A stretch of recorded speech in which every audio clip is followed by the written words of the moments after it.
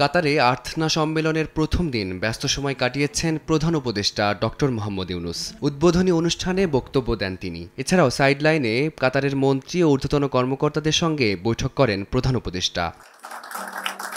এদিন স্থানীয় সময় সন্ধ্যায় কাতারের বেসরকারি ব্যবসায়ী ফোরামের দেয়া সংবর্ধনায় অংশ নেন প্রধান উপদেষ্টা। এতে উপস্থিত ছিলেন দেশটির শীর্ষ ব্যবসায়ী প্রতিনিধিরা। এ সময় খোলামেলা পরিবেশে প্রাণবন্ত সংলাপে অংশ নেন তারা। এ সময় অনেকটা অনানুষ্ঠানিকভাবে বিভিন্ন ইস্যুতে কথা বলেন ডক্টর ইউনূস। বলেন, ১৬ বছর ধরে মেগা প্রকল্পের নামে বাংলাদেশে দুর্নীতি হয়েছে।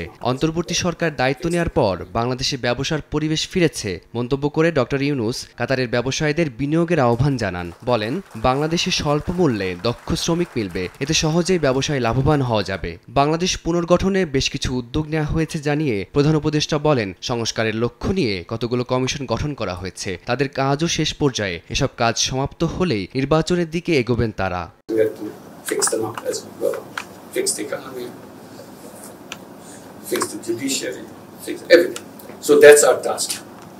এ সময় বাংলাদেশের ভৌগোলিক গুরুত্বের কথা তুলে ধরেন প্রধান উপদেষ্টা। বলেন, বঙ্গোপসাগরে নেপাল, ভুটানের প্রবেশাধিকার নেই। ভারতের ৭ রাজ্যেরও একই অবস্থা, কিন্তু বাংলাদেশের অবাধ নিয়ন্ত্রণ রয়েছে বঙ্গোপসাগরে। সুতরাং পুরো এই অঞ্চলকে অর্থনৈতিকভাবে একত্রিত করা গেলে দারুণ এক সম্ভাবনা তৈরি হবে।